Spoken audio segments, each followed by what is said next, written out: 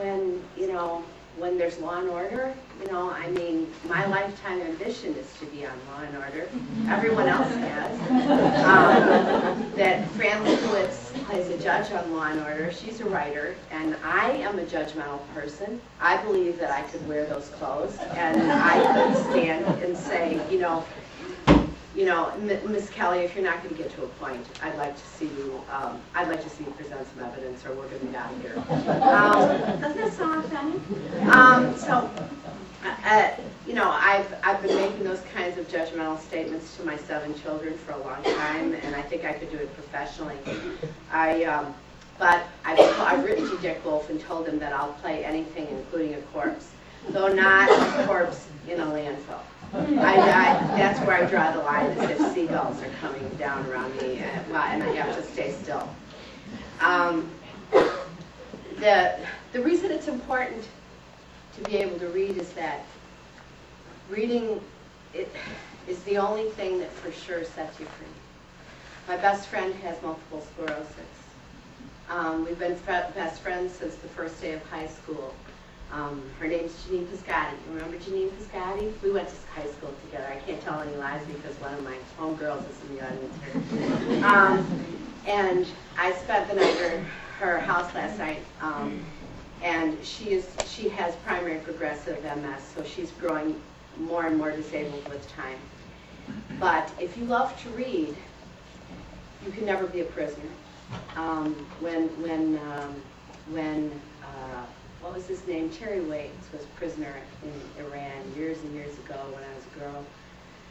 He used to tell his captors, he became friends with them because they didn't really know why he was in there, and he certainly didn't know. And he would say to them, "Bring me the orange books." And by that he meant Penguin Classics, so that he knew that he would always get a good book. And that story's always been very moving to me, because if you can read a book, you can never be a prisoner even in your own body. I mean, you can always go somewhere else. And you can always escape whatever reality is around you, no matter how harsh that reality is. And there are a lot of well-adjusted and happy kids who are readers, and there are a lot of lonely kids who are readers too. And it doesn't matter, because everybody can come to the table. I have learning disabilities. It's very difficult for me to write. I have what's called dysgraphia, which is like dyslexia, only it involves writing. So if I wrote "I love you," the E would be on the front of the YOU. And it makes proofreading my novels very difficult, because when I write "remembered," I always leave the ED off. It makes my editors want to stick pencils in their faces, but but fortunately, usually the material is good enough that they struggle through it, and I always have someone proofread it before they ever see it. My son Dan has much profounder learning disabilities than I do, and that is the correct way to say that. And he has a language processing disorder. He has dyslexia, and he reads probably 4 or 5 books a week, because he overcame that in order to have access to books. He used to listen to books on tape recorded by the readers who record for the blind, and you can rent those, and for kids who have difficulty reading. And then one summer, I withdrew the books when he was 8, and he said, "What am I going to do?" And I said, "I guess you'll lose your mind." And he said, "No," and he taught himself to read avidly, and probably reads 4 or 5 books a week now, and is the most avid and literate person in the house.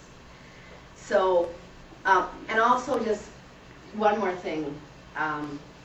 My mother, I'm the first person in my family ever to graduate from high school on either side.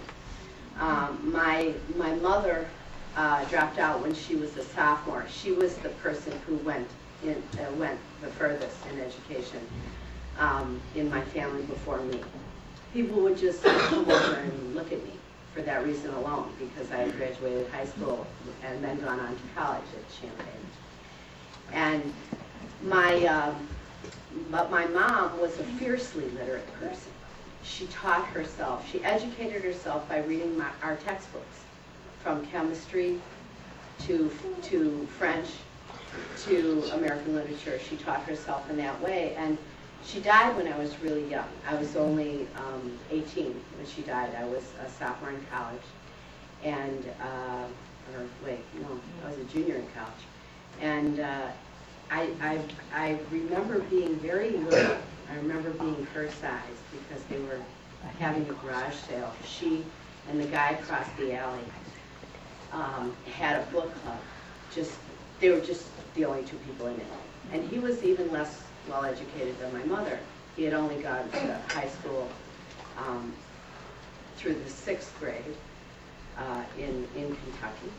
And but they were both ferocious readers. And my mom said to Willie one time, "Did you get to the park in the train station?" And I said, or I listened because I could tell, as all kids can, what something is that parents don't, or adults don't want you to hear because they take a certain tone on in their voice. And she said, it's amazing, it's terrifying. And it wasn't until she was dead, and it was probably 15 years later, that I realized that she was talking about Anna Karenina, a book that she was too stupid to read. She didn't know that. And that's the key to it. You know, I mean, everyone, when it comes to reading, everyone is welcome at the table. It's like faith. You know, nobody can turn you away. This is a story about faith, both in things seen and unseen. And oddly enough, I try to tell my children all the time what the difference is between irony and coincidence. And there's a big difference. It's not like, oh, it's so ironic, you know, I was just thinking about you when you called. That's a coincidence.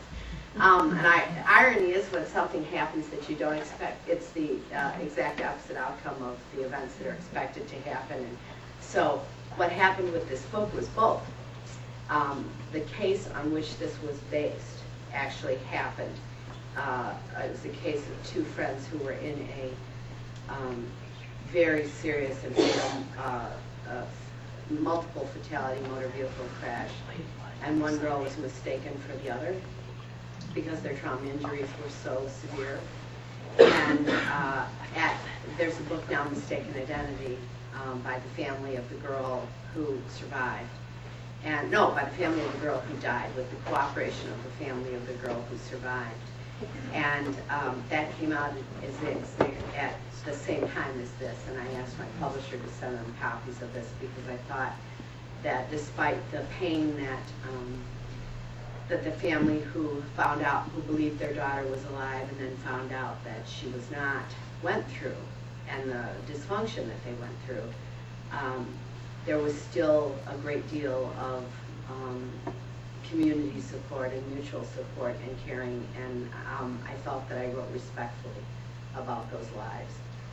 So you have to picture these girls, two girls growing up together, blonde-haired girls, best friends who live across the street from each other and who almost resemble each other physically so much that they could be sisters, or biological sisters. And then I'm going to read you from two parts of it, but don't worry. I do know that writers write in silence and alone, and when they're allowed out, they tend to fall into a romance with the sound of their own voices. That's not going to happen here. I'll read for maybe 8 to 9 minutes at the most, and believe I know what that means because I've been at a lot of my friends' readings, and I've wondered, even though I love their prose, whether life is long enough for this. And I also want to say that if you want any of these books, you can't take a picture from that angle. That's going to make me look like I have a double chin. I have a